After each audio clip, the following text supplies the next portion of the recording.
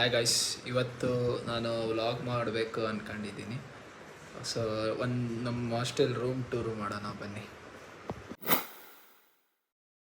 ಇದು ಎಂಟ್ರಿ ಆದ ತಕ್ಷಣ ಆಮೇಲೆ ನಮ್ಮ ರೂಮ್ಮೇಟ್ ಚಂದನ್ ಅಂತ. ಇದ್ರ ಸ್ಪೆಷಾಲಿಟಿ ಫಸ್ಟು ಮೇನ್ ನಿಮಗೆ ಫೀಚರ್ಸ್ ಹೇಳ್ತೀನಿ. ಲಗೇಜ್ ಎಲ್ಲ ಇಟ್ಲಿಟ್ಟಿದ್ದೀವಿ.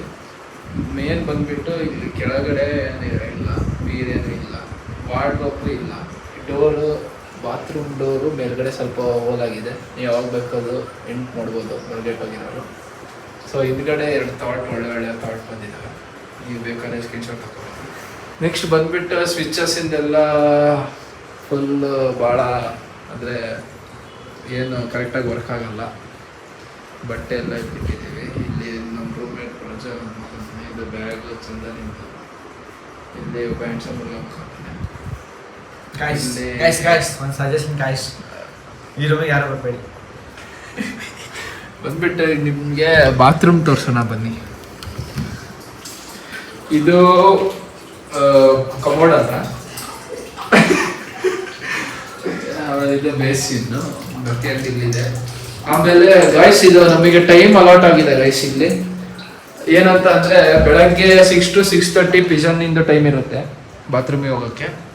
6:30 to 7 ನಮ್ಮ ರೂಮ್ಮೇಟ್ ಚಂದನ್ ಹೋಗ್ತಾನೆ. ಆಮೇಲೆ 7 to 7:30 ನಾನು ಹೋಗ್ತೀನಿ. ನೆಕ್ಸ್ಟು ಆಮೇಲೆ ಪ್ರಜ್ವಲ್ ಅವ್ನು ಯಾವಾಗ ಬೇಕು ಹೋಗ್ತಾನೆ, ಯಾಕಂದರೆ ಅವ್ನು ಎದ್ದೇಳೋದೇ ಲೇಟ್ ಆಗುತ್ತೆ ಸ್ವಲ್ಪ.